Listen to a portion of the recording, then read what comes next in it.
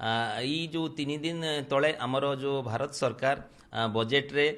Cancer service vaccine 9 ରୁ 14 वर्ष झील मान इनक्लूड कले इटा गोटे बहुत गौरवर जिनस एवं मु मध्य बहुत आनंदित कारण 2004 रु मु निरंतर भावे अन्य सब चेयरमैन मान सहित एपर्यंत 20 वर्ष धरी चेष्टारत थिलु जे इटा इनक्लूड करा जाऊ एवं जेतेबेले सेतेबेले अंकुरोद्गम आज हैला कारण सेतेबेले आमे मंजीटी पोतिथिलु एवं एटा जो हेची जे 9 ରୁ 14 वर्ष 2टी वैक्सीन पूरा फ्री दिया जिवो नेशनल इम्युनाइजेशन प्रोग्राम रे इनक्लूड करा गला एवं एहा द्वारा सेही झियोटी भविष्यत रे कैंसर आउ हेई परिबो नाही आ आपण माने जानि चंती जे कैंसर सर्विक्स बा जरायु ग्रीव कर्कट रोग स्त्री लोक मानकर स्तन कैंसर छाड़ी देले एटा द्वितीय एवं प्रति 8 मिनिट रे जने स्त्री लोक मृत्यु मुखरे पड़ुचंती भारत रे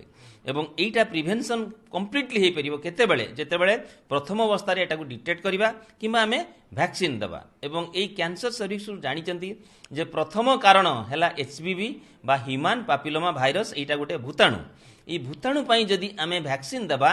ठीक समय रे बा हेबा पूर्व अफेक्ट हेबा पूर्व ताहले पूरा प्रिवेंशन हेई परिबो एवं 14 वर्ष परे 3टी डोज आपण माने नेबे एटा इनक्लूड हेनी इम्युनाइजेशन रे किंतु प्राइवेट हॉस्पिटल रे एटा होउची आ इंडिजिनस वैक्सीन इंडिया रो सीरम इंस्टीट्यूट बाहर करिची एवं पूर्वरु बहुत दामी थिला कॉस्टली थिला फॉरेन रो वैक्सीन सबु किंतु भारत भीतर जेतबे आसिला एटा हम पई अफोर्डेबल हला एवं एटा 3टी डोज नेबे प्रथम डोज 2 मास परे आ गोटे 6 मास परे आ गोटे डोज एवं यार आ गोटे पिक्युलारिटी एटा पुरुष मानकु मध्य दिया जाई परिबो स्त्री लोक पाखरे 5टी कैंसर प्रिवेंट करिवो एवं पुरुष लोक पाखरे 2टी कैंसर प्रिवेंट करि पारिबो कोन कहबे बहुत लोक अजाण बाजू ई रोग रे शिकार होचंती तांकर सिम्पटम सब कोन होते हाँ यही सब लक्षण भितर देखु प्रथम लक्षण है जेकोसी स्त्री लोकर जदि अत्यधिक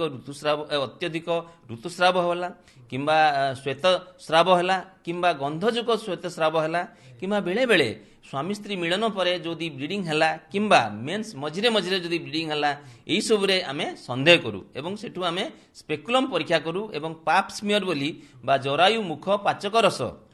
द्वारा परीक्षा करिकी कैंसर अच्छी कि नहीं सर्विक्स रे बा जरायु मुखरे जना जाई थाए।